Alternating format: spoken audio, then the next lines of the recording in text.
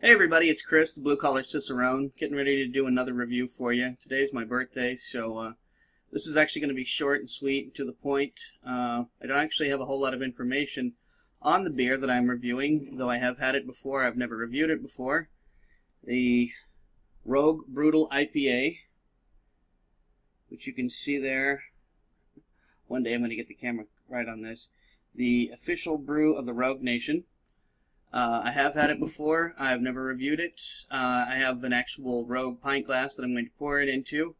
Rarely do I get a chance to pour the beer into its brewery's glassware. So I'm going to do that. I will be right back, and we will be reviewing it.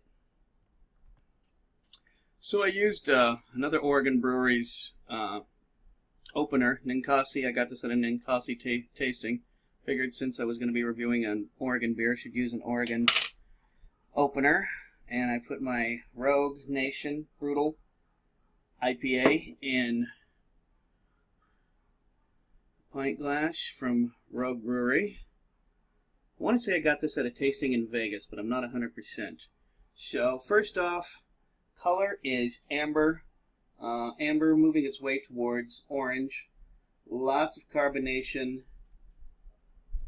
About a medium haziness, I would say. Medium haziness to this beer.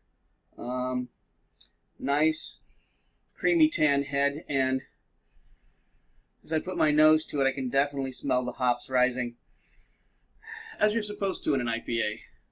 So let's check this out. Oh yeah. This is definitely the way an IPA is supposed to taste. We've got hops, got a nice creamy head. Not overly bitter. I'm thinking that the IBUs have to be no more than, say, in the 80s, which is fine. You know, it's I especially like the overly bitter IPAs, but this is a good level, and this is definitely a good craft IPA. Getting sort of a piney end of the hops on this. I'm not exactly sure which hops they use. There's not a whole lot of information on the bottle. Bottle doesn't give you IBU or ABV. It's just a 12-ounce bottle with Rogue Nation's logo on it. And so I can't go on a whole lot. I don't know whether they're using Simcoe hops or other hops that are, you know, very typical to the Willamette Valley. I'm going to assume so. They are an Oregon brewery. And poured this very vigorously. Like I said before, there's a bit of pine, but there's also just a hint of citrus. Not a whole lot of citrus. Just the slightest bit of orange. Just the slightest bit. Almost like orange peel as opposed to, say, actual orange.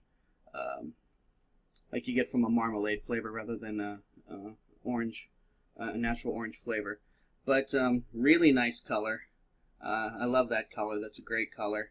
I love the fact that the head, even as I drink it, is remaining. It's only just a fingernail worth of head, but it does remain, which is another good sign of a good craft IPA.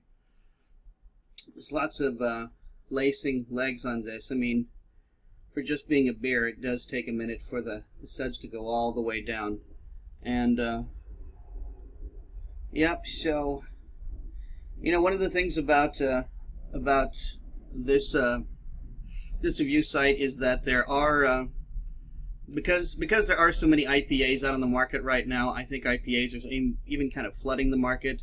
IPAs are sort of inexpensive, and since this is the Blue Collar Cicerone and we are trying to find you values, I'm bound to reflect the market. So the fact that I'll be doing a lot of IPAs in the coming reviews indicates that IPAs are definitely out on the market, and as such are coming down in price a little bit. So once again, I want to thank you for watching and hope that you'll like and subscribe and comment. And even if the comments are nasty and negative, leave me a comment. Let me know, you know, if you want to write, I think you're a bald idiot and you should shut up.